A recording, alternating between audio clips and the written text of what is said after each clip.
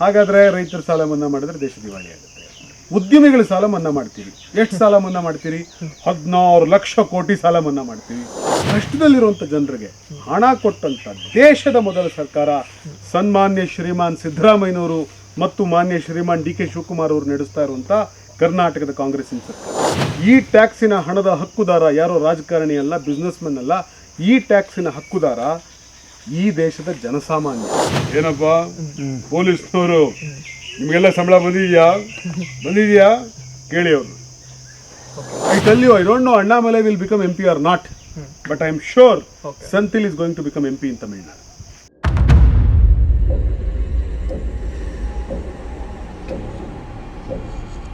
Free ಬಿಲ್ದು effect ತುಂಬ plus ಆಗಿದೆ ಅಂತ ಹೇಳ್ತಿದ್ದೀರಾ. ಸೊ ಅದೇ ರೀತಿ ಇನ್ನೂ ಬೇರೆ ಬೇರೆ ಯೋಜನೆಗಳು ಕೂಡ ಪ್ಲಸ್ ಆಗ್ತಿದಲ್ಲ? ಖಂಡಿತ ಆಗ್ತಾ ಇದ್ದಾವೆ. ನೋಡಿ, ನಿಮಗೇನು ಗೊತ್ತಾ, ಸರ್ಕಾರ ನೇರವಾಗಿ ಜನರ ಜೇಬ್ ತುಂಬಿಸುವಂಥ ಕೆಲಸನ ಇದೇ ಮೊದಲನೇ ಬಾರಿಗೆ ಬಹುಶಃ ಇಡೀ ದೇಶದಲ್ಲಿ ಎಲ್ಲಾದರೂ ಮಾಡಿದರೆ ಕರ್ನಾಟಕದಲ್ಲಿ ಮಾಡ್ತಾ ಇದ್ದೀವಿ. ಯಾಕೆ ಮಾತು ಹೇಳ್ತಾ ಇದ್ದೀನಿ ಅಂದರೆ, ಎಲ್ಲೇ ಆದರೂ ನೋಡಿ, ಸರ್ಕಾರ ಜನರಿಂದ ದುಡ್ಡು ದೋಚ್ತಾ ಇದೆ. ಕೇಂದ್ರ ಸರ್ಕಾರ ಟ್ಯಾಕ್ಸ್ ಆಗ್ತಾ ಇದೆ, GST ಆಗ್ತಾ ಇದೆ, CGST ಆಗ್ತಾ ಇದೆ. ಈ GST ಗಳಿಂದ, ಅವೈಜ್ಞಾನಿಕವಾದ GST ಗಳಿಂದ ಜನ ಹಣ ಕಳ್ಕೊತಾ ಇದ್ದಾರೆ. 600 ರೂಪಾಯಿ ಇತ್ತು ಗೊಬ್ಬರ, ಇವತ್ತು 1500 ರೂಪಾಯಿ, 1600 ರೂಪಾಯಿ ಆಗಿದೆ. ಸೊ ಅವತ್ತು ಚಿನ್ನ 22,000 20,000 ರೂಪಾಯಿ ಇತ್ತು ಮನಮೋಹನ್ ಸಿಂಗ್ ಇದ್ದಾಗ. ಇವತ್ತು 73,000 ರೂಪಾಯಿ ಬಂಗಾರ ಆಗಿದೆ ಸರ್. 20,000 ಇಲ್ಲಿ, 70,000 ಇಲ್ಲಿ. ಅವತ್ತು 70 ರೂಪಾಯಿ ಇತ್ತು ಪೆಟ್ರೋಲು. ಇದೇ ಸನ್ಮಾನ್ಯ ಶ್ರೀಮಾನ್ ನರೇಂದ್ರ ಮೋದಿ ಅವರ ಆಡಳಿತದಲ್ಲಿ ಪೆಟ್ರೋಲ್ 112 113 ರೂಪಾಯಿ ಮುಟ್ಟಿದ್ದನ್ನು ನೀವು ಕಣ್ಣಾರೆ ಕಂಡಿದ್ದೀರಿ. ಡೀಸೆಲ್ ಅವತ್ತು 45 ರೂಪಾಯಿ ಇತ್ತು, ಇವತ್ತು ಹತ್ತತ್ರ 100 ರೂಪಾಯಿ ಆಗಿ ಕೂತಿದೆ. ಅಂದರೆ 90 96 97 100 ರೂಪಾಯಿವರೆಗೂ ಮುಟ್ಟಿದೆ. ಸೊ ಆಗಿದ್ದನ್ನು ನೋಡಿದ್ದೀವಿ. ಎಲೆಕ್ಷನ್ ಬಂದಾಗ ಒಂದು 4-5 ರೂಪಾಯಿ ಕಡಿಮೆ ಮಾಡ್ತಾರೆ, ವಾಪಸ್ ಎಲೆಕ್ಷನ್ ಮುಗಿತು ಹೋದ ತಕ್ಷಣ ರೇಟ್ ಜಾಸ್ತಿ ಮಾಡ್ತಾರೆ. ಇದು ಇವರ ಟೆಕ್ನಿಕ್ ಆಗಿದೆ. ಸೊ ಅಡಿಗೆ ಎಣ್ಣೆ ಜಾಸ್ತಿ ಆಗಿದೆ, ಬೇಳೆಕಾಳಿನ ಬೆಲೆ ಜಾಸ್ತಿ ಆಗಿದೆ, ತರಕಾರಿಗಳ ಬೆಲೆ ಜಾಸ್ತಿ ಆಗಿದೆ, ಜನೋಪಯೋಗಿ ವಸ್ತುಗಳ ಬೆಲೆ ಜಾಸ್ತಿ ಆಗಿದೆ, ಸಿಮೆಂಟಿನ ಬೆಲೆ ಜಾಸ್ತಿ ಆಗಿದೆ, ಕಬ್ಬಿಣದ ಬೆಲೆ ಜಾಸ್ತಿ ಆಗಿದೆ, ಕೃಷಿಕರು ಬಳಸುವಂಥ ಪ್ರತಿ ವಸ್ತುವಿನ ಬೆಲೆ ಜಾಸ್ತಿ ಆಗಿದೆ. ಅಂದರೆ ಸರ್ಕಾರ ಜನರ ಜೇಬಿಂದ ಹಣ ದೋಚ್ತಾ ಇದೆ. ಸೊ ನಿಮ್ಮ ಪ್ರಕಾರ ಬಿಜೆಪಿ ಗೌರ್ಮೆಂಟ್ ರೇಟ್ಗಳನ್ನ ಜಾಸ್ತಿ ಮಾಡಿ ಜನರ ಒಂದು ಬದುಕು ಮೇಲೆ ಪರಿಣಾಮ, ಟ್ಯಾಕ್ಸ್ಗಳನ್ನು ಜಾಸ್ತಿ ಮಾಡಿ ಜನ ತಗೊಳ್ಳೋ ಪ್ರತಿ ವಸ್ತುವಿನ ಮೇಲೆ, ಎಸೆನ್ಷಿಯಲ್ ಕಮಾಡಿಟೀಸ್ ಇವೆಲ್ಲ. ನೀವು ಶರ್ಟ್ ತಗೊಳ್ತೀರಿ, you are paying tax for this. ನೀವು ವಾಚ್ ತಗೊಳ್ತೀರಿ, you are paying tax for this. ನೀವೊಂದು ಚಪ್ಪಲಿ ತಗೊಳ್ತೀರಿ, you are paying tax for this. ಮನೆ ಕಟ್ಟಲೇಬೇಕು, ಸಿಮೆಂಟ್ ಇಲ್ಲದೆ ಕಟ್ಟಕ್ಕಾಗತ್ತಾ, ಕಬ್ಬಣ ಇಲ್ಲದೆ ಕಟ್ಟಕ್ಕಾಗತ್ತಾ? You are paying tax for this. So you are paying tax for this and government is looting your money. But government did not give anything back. ಸರ್ಕಾರ ನಿಮಗೆ ವಾಪಸ್ ಏನು ಕೊಡ್ತು? ಸರ್ಕಾರ ನಿಮಗೇನು ಕೊಡ್ತು? ರೈತರ ಸಾಲ ಮನ್ನಾ ಮಾಡಿ ಅಂದರೆ ದೇಶ ದಿವಾಳಿ ಆಗುತ್ತೆ ಅಂತೀರಿ, ರೈತರ ಸಾಲ ಮನ್ನಾ ಮಾಡಲ್ಲ ಅಂತೀರಿ. ಹಾಗಾದರೆ ರೈತರ ಸಾಲ ಮನ್ನಾ ಮಾಡಿದ್ರೆ ದೇಶ ದಿವಾಳಿ ಆಗುತ್ತೆ. ಉದ್ಯಮಿಗಳ ಸಾಲ ಮನ್ನಾ ಮಾಡ್ತೀರಿ. ಎಷ್ಟು ಸಾಲ ಮನ್ನಾ ಮಾಡ್ತೀರಿ? 16 ಲಕ್ಷ ಕೋಟಿ ಸಾಲ ಮನ್ನಾ ಮಾಡ್ತೀವಿ. 16 ಲಕ್ಷ ಕೋಟಿ ಅಂದರೆ ಎಷ್ಟು? ಕಾಮನ್ ಮ್ಯಾನ್ಗೆ ಕಾಮನ್ ಟರ್ಮ್ಸಲ್ಲಿ ಅರ್ಥ ಆಗೋಂಗೆ ಹೇಳೋದಾದರೆ ಏನು, ಇವತ್ತು ಈ ದೇಶದ ಎಲ್ಲ ರೈತರ ಸಾಲ ಮನ್ನಾ ಮಾಡಿಬಿಡ್ತೀವಿ ಇಟ್ಕೊಳ್ಳಿ. ಇವರು ಎಷ್ಟು ಜನದ ಸಾಲ ಮನ್ನಾ ಮಾಡಿರೋದು? 16 ಲಕ್ಷ ಕೋಟಿ. 22 ಜನದ ಸಾಲ ಮನ್ನಾ ಮಾಡಿದ್ದಾರೆ. ಉದ್ಯಮಿಗಳದ್ದು ಮಾತ್ರ. ಉದ್ಯಮಿಗಳದು ಎಷ್ಟು ಜನದ್ದು? ದೇಶದ ಎಲ್ಲ ಉದ್ಯಮಿಗಳ ಸಾಲ ಮನ್ನಾ ಮಾಡಿಲ್ಲ. 22 ಜನ ಇವರಿಗೆ ಬೇಕಾಗಿರುವಂಥವ್ರದ್ದು ಮಾತ್ರ ಸಾಲ ಮನ್ನಾ ಮಾಡಿದ್ದಾರೆ. ಆಯ್ದಕ್ಕಿ 22 ಜನದ ಸಾಲ ಮನ್ನಾ ಮಾಡಿದ್ದಾರೆ. 16 ಲಕ್ಷ ಕೋಟಿ. ಈ 16 ಲಕ್ಷ ಕೋಟಿಯನ್ನ 22 ಜನಕ್ಕೆ ಕೊಡುವ ಕೆಲಸ ಮಾಡಿದಾರಲ್ಲ ಇವರು. ನಾವೇನು ಹೇಳ್ತಾ ಇದ್ದೀವಿ ಅಂತಂದ್ರೆ, 16 ಲಕ್ಷ ಕೋಟಿಯನ್ನ ನಾವು ಎಷ್ಟು 16 ಲಕ್ಷ ಕೋಟಿ ಅಂದ್ರೆ ಪಾಪ ಜನಕ್ಕೆ ಅರ್ಥ ಆಗಲ್ಲ. 16 ಸಣ್ಣ ನಂಬರ್ ಅಂತ ತಿಳ್ಕೊಂಡ್ಬಿಡ್ತಾರೆ. ಇವತ್ತು ಈ ದೇಶದ ಎಲ್ಲಾ ರೈತರ ಸಾಲವನ್ನ ಮನ್ನಾ ಮಾಡಿದ್ರೆ, 1 ವರ್ಷ ಅಲ್ಲ, ಈ ತರ 25 ವರ್ಷ ಸಾಲ ಮನ್ನಾ ಮಾಡಿದ್ರೆ ಎಷ್ಟು ದುಡ್ಡಾಗುತ್ತೋ ಅಷ್ಟು ದುಡ್ಡನ್ನ ಬರೇ 22 ಜನದ್ದು ನೀವು ಸಾಲ ಮನ್ನಾ ಮಾಡಿದ್ದೀರಿ. ಸೊ ನಮ್ಮ ಸರ್ಕಾರ ಏನು ಮಾಡ್ತು? ಜನರಿಂದ ದುಡ್ಡು ದೋಚೋದಲ್ಲ, ಜನರಿಗೆ ದುಡ್ಡು ಕೊಡೋದು, ರೈತರಿಗೆ ದುಡ್ಡು ಕೊಡೋದು, ಬಡವರಿಗೆ ದುಡ್ಡು ಕೊಡೋದು, ಬಡ ಹೆಣ್ಣು ಮಕ್ಕಳಿಗೆ ದುಡ್ಡು ಕೊಡೋದು. ಕಷ್ಟದಲ್ಲಿರುವಂಥ ಜನರಿಗೆ ಹಣ ಕೊಟ್ಟಂಥ ದೇಶದ ಮೊದಲ ಸರ್ಕಾರ ಸನ್ಮಾನ್ಯ ಶ್ರೀಮಾನ್ ಸಿದ್ದರಾಮಯ್ಯನವರು ಮತ್ತು ಮಾನ್ಯ ಶ್ರೀಮಾನ್ ಡಿ ಕೆ ಶಿವಕುಮಾರ್ ಅವರು ನಡೆಸ್ತಾ ಇರುವಂಥ ಕರ್ನಾಟಕದ ಕಾಂಗ್ರೆಸ್ಸಿನ ಸರ್ಕಾರ. ಸೊ ಸರ್ಕಾರ ಇಷ್ಟೆಲ್ಲ ಫ್ರೀ ಬೀಗಳು ಕೊಡ್ತಾ ಇರೋದ್ರಿಂದ ಅಲ್ಲ, don't call it freebie sir. Okay, ಸರ್ಕಾರ ಈ ಉದ್ಯಮಿಗಳಿಗೆ 22 ಜನಕ್ಕೆ 16 ಲಕ್ಷ ಕೋಟಿ ಕೊಟ್ರಲ್ಲ, that is freebie. Okay, that is freebie. Okay okay. ಆದರೆ ಈ ಬಡ ಜನರಿಗೆ, ಈ ರಾಜ್ಯದ ಜನರಿಗೆ ಏನು ಕೊಡ್ತೀರಲ್ಲ, ಭಾಳ ಸರ್ತಿ ಕಾಂಗ್ರೆಸ್ ಪಾರ್ಟಿಯಲ್ಲಿ ಕೂಡ ಇತ್ತೀಚೆಗೆ ಅದೇನೇನು ಎಂಥದ್ದು ಫಲಾನುಭವಿಗಳ ಸಮಾವೇಶ ಅಂತ ಮಾಡ್ತಾರೆ. Okay, don't call them as ಫಲಾನುಭವಿಗಳು, ಅವರು ಹಕ್ಕುದಾರರು. ಓಕೆ, ಈ ಹಣದ ಹಕ್ಕುದಾರರು, ನಮ್ಮ ಸರ್ಕಾರದ ಖಜಾನೆಯ ಹಕ್ಕುದಾರ ಈ ರಾಜ್ಯದ ಜನಸಾಮಾನ್ಯ. ಈ ಖಜಾನೆಯ ಹಕ್ಕುದಾರ ಅವನು. It is his right. He is ಎಕ್ಸರ್ಸೈಸಿಂಗ್ his right ಅಷ್ಟೇ. ಯಾಕೆ ಈ ಖಜಾನೆಗೆ ದುಡ್ಡು ಯಾರು ಕೊಟ್ಟಿದ್ದು? ಈ ಬಡವ ಕೊಟ್ಟಿದ್ದು. ಅವನ ಮಗುಗೊಂದು ಬಿಸ್ಕೆಟ್ ಕೊಡಿಸ್ತಾನೆ, ಟ್ಯಾಕ್ಸ್ ಕಟ್ತಾನೆ.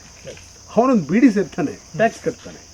ಅವನ ಹೊಲಕ್ಕೆ ಗೊಬ್ಬರ ಹಾಕ್ತಾನೆ, ಟ್ಯಾಕ್ಸ್ ಕಟ್ತಿದ್ದಾನೆ. ಈ ಟ್ಯಾಕ್ಸಿನ ಹಣದ ಹಕ್ಕುದಾರ ಯಾರೋ ರಾಜಕಾರಣಿ ಅಲ್ಲ, ಬಿಸ್ನೆಸ್ ಮೆನ್ ಅಲ್ಲ. ಈ ಟ್ಯಾಕ್ಸಿನ ಹಕ್ಕುದಾರ ಈ ದೇಶದ ಜನಸಾಮಾನ್ಯ ಬಡವ. ಅವನು ಕಟ್ಟಿರೋ ಟ್ಯಾಕ್ಸಿಂದ ತುಂಬಿಸಿರುವಂಥ ಖಜಾನೆ ಇದು. It is his right. ಇತ್ತೀಚೆಗೆ ಇನ್ನೊಂದು ವಿಷಯ ಪ್ರಸ್ತಾಪ ಆಗಿದೆ ಏನಂದ್ರೆ, ಆಂಬುಲೆನ್ಸ್ಗಳದ್ದು ಎಲ್ಲ ಸಿಬ್ಬಂದಿ ಸ್ಟ್ರೈಕ್ ಮಾಡ್ತಾ ಇದ್ದಾರೆ. ಸೊ ಕಾಂಗ್ರೆಸ್ ಸರ್ಕಾರ ಏನು ಮಾಡ್ತಿದೆ, ಈ ಉಚಿತ ಭಾಗ್ಯಗಳು ಕೊಟ್ಟಿರುವಂಥ ದುಡ್ಡೇ ಅವ್ರಿಗೆ ಸಾಕಾಗ್ತಾ ಇಲ್ಲ, ಅದಕ್ಕೆ ವಿನಿಯೋಗಿಸ್ತಾ ಇರೋದ್ರಿಂದ ಇತ್ತೀಚೆಗೆ ನಡೀತಿರುವಂಥ ಬರಗಾಲದ ವಿಚಾರದಕ್ಕಾಗಿರ್ಬೋದು, ಇನ್ನೊಂದು ಸಮಸ್ಯೆಗಳಿಗಾಗಿರ್ಬೋದು, ದುಡ್ಡನ್ನು ಹೊಂದಿಸೋದಕ್ಕಾಗ್ತಾ ಇಲ್ಲ. ಸೊ ಮುಂದೆ ರಾಜ್ಯ ಒಂದು ಅಧೋಗತಿಗೆ ಹೋಗುವಂಥ ಒಂದು ಸನ್ನಿವೇಶಕ್ಕೆ ಬರ್ತಾ ಇದೆ ಅಂತ ಬಿಟ್ಟು ಕೆಲವೊಬ್ರು ಆರೋಪಿಸಿದ್ದಾರೆ. ಇದಕ್ಕೇನು ಹೇಳ್ತೀರಾ ಸರ್? ಖಂಡಿತವಾಗಿಯೂ ಇದರಿಂದ ಯಾವ ಅಧೋಗತಿಯೂ ಬರೋದಿಲ್ಲ. ನಿಮಗೆ if U C the economy, ಜನರ ಸ್ಪೆಂಡಿಂಗ್ ಕೆಪಾಸಿಟಿ ಜಾಸ್ತಿ ಆದರೆ ರಾಜ್ಯದ ಆರ್ಥಿಕತೆ ಚೆನ್ನಾಗಿರುತ್ತೆ. ಜನರು ಯಾವಾಗ ಖರ್ಚು ಮಾಡ್ತಾರೆ? ಅವ್ರ ಜೇಬಲ್ಲಿ ದುಡ್ಡಿದ್ರೆ ಖರ್ಚು ಮಾಡ್ತಾರೆ. ನಿಮಗೆ ಕರೆನ್ಸಿ ಅಂತ ಕರಿತೀವಿ. ಕರೆನ್ಸಿ ಅನ್ನೋ ಪದ ಕರೆಂಟ್ ಅನ್ನೋ ಪದದಿಂದ ಉತ್ಪತ್ತಿ ಆದದ್ದು. ಕರೆಂಟ್ ಅಂದರೆ ಹರಿಯುವಂಥದ್ದು. ಸೊ ಹಣ ನಿಲ್ಲಬಾರ್ದು, ಹಣ ಹರಿಬೇಕು. ಹಣ ಏನಾಗ್ತಿದೆ, ಕೆಲವ್ರ ಹತ್ರ ಮಾತ್ರ ಶೇಖರಣೆ ಆಗುತ್ತೆ, ಉಳಿದವ್ರ ಹತ್ರ ಹಣನೇ ಇರಲ್ಲ. ಹಂಗಾದ್ರೆ ಅದು ಒಂದು ದೇಶ ದಿವಾಳಿ ಆಗೋದ್ರ ಸಂಕೇತ.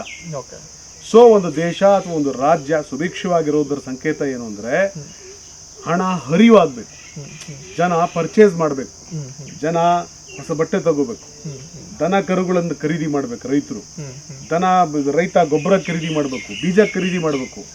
ಸೊ ಯಾವಾಗ ಈ ಒಂದು ಖರೀದಿ ಮಾಡುವ ಶಕ್ತಿ ಹೆಚ್ಚಾಗುತ್ತೆ ಜನರಲ್ಲಿ, ರೈತರಲ್ಲಿ, ಬಡವರಲ್ಲಿ, ಆಗ ಮನಿ ಫ್ಲೋ ಆಗುತ್ತೆ. ಮನಿ ಫ್ಲೋ ಆದರೆ ಸರ್ಕಾರಕ್ಕೆ ಟ್ಯಾಕ್ಸ್ ಬರುತ್ತೆ. ಸೊ ಹಾಗಾದ್ರೆ ಇದು ಸಿಬ್ಬಂದಿಗಳಿಗೆ ಸ್ಯಾಲರಿಗಳು ಯಾವ ಸ್ಯಾಲರಿಯೂ ನಿಂತಿಲ್ಲ. ಸಿದ್ದರಾಮಯ್ಯನವರು ಓಪನ್ ಚಾಲೆಂಜ್ ಹಾಕ್ತಾ ಇದ್ದಾರೆ. ಸಿದ್ದರಾಮಯ್ಯನವರು ಓಪನ್ ಚಾಲೆಂಜ್ ಹಾಕ್ತಾ ಇದ್ದಾರೆ. ನಾವು ಎಷ್ಟು ಸ್ಯಾಲರಿಯನ್ನು ಕೊಡಬೇಕಾಗಿತ್ತು ಅಷ್ಟು ಸ್ಯಾಲರಿಯನ್ನು ಕೊಟ್ಟಿದ್ದೇವೆ. ಸಾರ್ವಜನಿಕ ವೇದಿಕೆಯಲ್ಲಿ ನಾನು ಇದ್ದೆ. ಇಷ್ಟೊಂದು ಜನ ಪೊಲೀಸರು ನಿಂತಿದ್ರು. ಏನ್ರಿ ಪೊಲೀಸರು, ಸಿದ್ದರಾಮಯ್ಯನವ್ರದ್ದು ಏನಪ್ಪ ಪೊಲೀಸ್ನವರು ನಿಮ್ಗೆಲ್ಲ ಸಂಬಳ ಬಂದಿದ್ಯಾ ಕೇಳಿ ಅವರು ಅಂದ್ರು. ಅವರು ಇಡೀ ಸಭೆ ಅವ್ರು ನೋಡಿ ನಗ್ತಾ ಇತ್ತು. ಅಂದ್ರೆ ಅವರ ಆ ಸಮಯ ಪ್ರಜ್ಞೆಯನ್ನು ನೋಡಿ ಸಂತೋಷ ಪಡ್ತಾ ಇತ್ತು, ಚೀರ್ಸ್ ಮಾಡ್ತಾ ಇತ್ತು.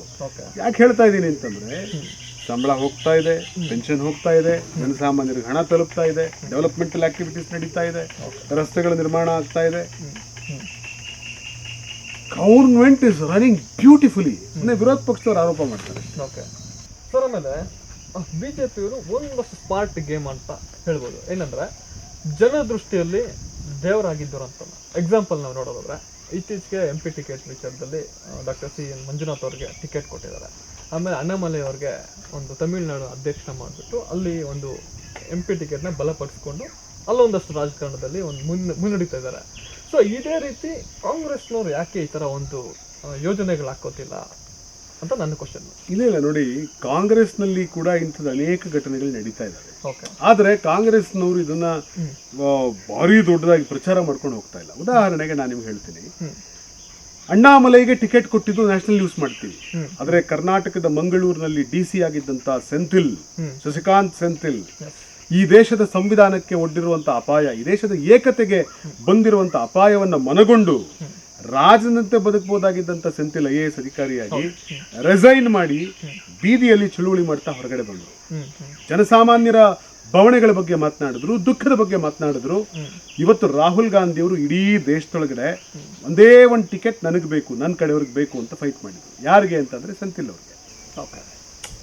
So today Senthil, I tell you, I don't know Annamalai will become MP or not, but I am sure Senthil is going to become MP in Tamil Nadu. Yes, he will become MP in the Tamil Nadu. But I wish ಅಂಥವ್ರು ರಾಜಕಾರಣದಲ್ಲಿ ಬರಬೇಕು sir. ಯಾಕೆಂದ್ರೆ ನಾನು ಸೆಂಥಿಲ್ ಅವ್ರ ಚುನಾವಣೆಗೆ ನಾನು ಕೂಡ ಹೋದೆ.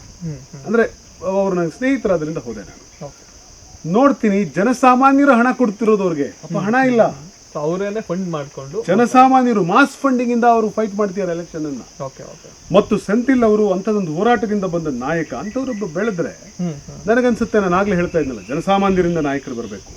ನಾನಾಗ್ಲೇ ಹೇಳಿದೆ, if you have money or if you have come from a political background, you can become an MLA or an MP, but you cannot become a leader. To become a leader, you should have the capacity to change the mindset of the masses.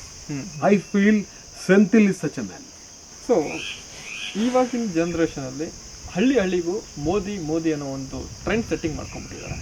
So ಇದೇ ರೀತಿ ಕಾಂಗ್ರೆಸ್ಸಲ್ಲಿ ಖರ್ಗೆ ಅಥವಾ ರಾಹುಲ್ ಅನ್ನೋ ಥರ trend ಏನೋ set ಆಗಬಹುದಾ? 100% ಆಗುತ್ತೆ. ನಾನು ಹೇಳ್ತೀನಿ ಕೇಳ್ಕೊಳ್ಳಿ. ಈ ಚುನಾವಣೆಯಲ್ಲೇ ಆಗಿದೆ. ನಾನು ಕರ್ನಾಟಕದಲ್ಲೇ ರಾಹುಲ್ ಗಾಂಧಿಯವರ ಬಳ್ಳಾರಿ ಭಾಷಣ ನಾನೇ ಟ್ರಾನ್ಸ್ಲೇಟ್ ಮಾಡಿದೆ. ಓಕೆ. ಸೊ ರಾಹುಲ್ ಗಾಂಧಿಯವರು ಹೋದ ಕಡೆ ಬಂದ ಕಡೆ ಜನ ರಾಹುಲ್ ಗಾಂಧಿಯವರ ಮಾತನ್ನ ಬಹಳ ಕಿಕ್ಕಿರಿದು ಕೇಳ್ತಾ ಇದ್ದಾರೆ. ಭಾಷಾ ಸಮಸ್ಯೆ ಇದ್ರೂ ಕರ್ನಾಟಕದಲ್ಲಿ ಹಿಂಗಾಗಿದೆ, ಉತ್ತರ ಭಾರತದಲ್ಲಿ ಖಂಡಿತವಾಗಿಯೂ ರಾಹುಲ್ ಗಾಂಧಿ ಅವರು ಇಂಪ್ರೂವ್ ಆಗಿದ್ದಾರೆ. ಅಂದ್ರೆ ಜನರಿಗೆ ಅರ್ಥ ಆಗ್ತಿದೆ. ರಾಹುಲ್ ಗಾಂಧಿನ ಅರ್ಥ ಮಾಡ್ಕೋಬೇಕಾದ್ರೆ ನಿಮಗೆ ಸಾಕಷ್ಟು ಪ್ರಬುದ್ಧತೆ ಇರಬೇಕು. ಯಾಕೆಂದ್ರೆ ರಾಹುಲ್ ಗಾಂಧಿ ಮಾತನಾಡುವ ವಿಚಾರ ಆಗಿದೆ. ರಾಹುಲ್ ಗಾಂಧಿ ಅವರು ತುಂಬಾ ಓದಿ ಅಧ್ಯಯನ ಮಾಡಿ ಮಾತಾಡ್ತಾರೆ. ಯಾಕೆಂದ್ರೆ ರಾಹುಲ್ ಗಾಂಧಿ 8ನೇ ಕ್ಲಾಸ್ ಫೇಲ್ ಆಗಿ ನಾಟಕ ಆಡ್ಕೊಂಡು ಬಂದಿರೋ ಮನುಷ್ಯ ಅಲ್ಲ. ರಾಹುಲ್ ಗಾಂಧಿ 2 ಪ್ರಖ್ಯಾತ ವಿಶ್ವವಿದ್ಯಾಲಯಗಳಲ್ಲಿ, ಅಂತಾರಾಷ್ಟ್ರೀಯ ಮಟ್ಟದ ವಿಶ್ವವಿದ್ಯಾಲಯಗಳಲ್ಲಿ ಪದವಿ ಪಡೆದಿರುವಂಥ ವ್ಯಕ್ತಿ ಆತ. ಆತನಿಗೆ ಹಿ ಈಸ್ ವೆರಿ ಏನು ಹೇಳ್ತಾರೆ, deep rooted man.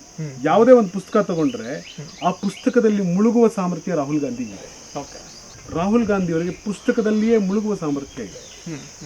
So Rahul Gandhi such A man. So Rahul Gandhi ಅವರು ಈ ದೇಶದ ಆರ್ಥಿಕತೆಯನ್ನು ಹಾಗೆ ಮುಳುಗಿದ್ದಾರೆ. ನನಗೆ ಐ ಗಾಟ್ ಎನ್ ಆಪರ್ಚುನಿಟಿ ಇಂದ ಪಾದಯಾತ್ರ ಕರ್ನಾಟಕ. ರಾಹುಲ್ ಗಾಂಧಿ ಅವರು ಚಾಮರಾಜನಗರ ಎಂಟರ್ ಆಗಿ ಅಲ್ಲಿ ಆಂಧ್ರ ಪ್ರದೇಶಕ್ಕೆ ಹೋಗೋ ತನಕ, ತೆಲಂಗಾಣ ಹೋಗೋ ತನಕ ನಾನು ಆ ಯಾತ್ರೆಯಲ್ಲಿ ನಡೆದೆ. So I got an opportunity to speak with Rahul Gandhi. ಏನೆಲ್ಲ ಚರ್ಚೆಗಳಾಗಿದ್ದು ಸರ್? ರಾಹುಲ್ ಗಾಂಧಿ ಅವರು ನನ್ನ ಹತ್ರ ಅನೇಕ ವಿಚಾರಗಳನ್ನು ಮಾತನಾಡಿದರು. ಕೋಮುವಾದದ ಬಗ್ಗೆ ಮಾತನಾಡಿದರು, ಹಿಂದುತ್ವದ ರಾಜಕಾರಣದ ಬಗ್ಗೆ ಮಾತನಾಡಿದರು, ದೇಶದ ಬೇರೆ ಬೇರೆ ಸಮಸ್ಯೆಗಳ ಬಗ್ಗೆ ಮಾತನಾಡಿದರು. ನನಗೊಂದು 10 ನಿಮಿಷ ಸಮಯ ಸಿಕ್ತು. ರಾಹುಲ್ ಗಾಂಧಿ ಅವರು ಆ 10 ನಿಮಿಷಗಳೂ ಕಾಲ ಕೂಡ ತದೇಕ ಚಿತ್ತದಿಂದ ಅವರು ನಮ್ಮ ಜೊತೆ ಮಾತನಾಡ್ತಾ ಬಂದರು. ರಾಹುಲ್ ಗಾಂಧಿ ಅವರಿಗೆ ಒಬ್ಬ ಸಣ್ಣ ಹುಡುಗ, ಯಾವುದೋ ಒಬ್ಬ ದೊಡ್ಡ ಲೀಡರ್ ಪಾಲಿಟಿಷಿಯನ್ ಮಗ ಅಲ್ಲ, ಅಥವಾ ಭಾಳ ದೊಡ್ಡ ಇದು ಇನ್ಯಾವುದೋ ರೀತಿಯ ಹಿನ್ನೆಲೆ ಉಳ್ಳವನಲ್ಲ. ಆದರೂ ಕೂಡ ನನ್ನ ಪಕ್ಷದ ಕಾರ್ಯಕರ್ತನೊಬ್ಬನ ಜೊತೆ ಕೈ ಹಿಡಿದು ಅವನ ಹೆಗಲ ಮೇಲೆ ಹೊಡ್ಕೊಂಡು ಮಾತನಾಡಿಸ್ಕೊಂಡು ಹೋಗುವಂಥ ಗುಣ ಇದೆ sir. He is going to become the leader of this country.